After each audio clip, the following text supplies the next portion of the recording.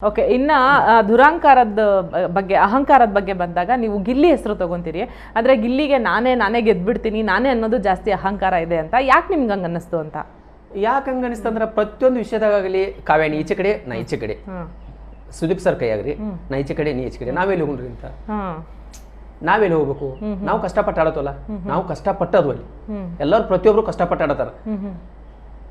ಅಂದ್ರೆ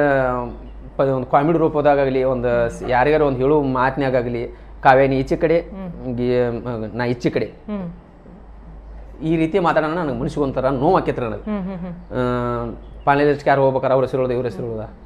ನಾವು ಅವ್ರ ಲಿಸ್ಟ್ನಾಗ ನಾವು ಇದ್ದರಿಕಿಲ್ಲ ಯಾಕಿಲ್ಲ ನಾವ್ಯಾಕಿಲ್ಲ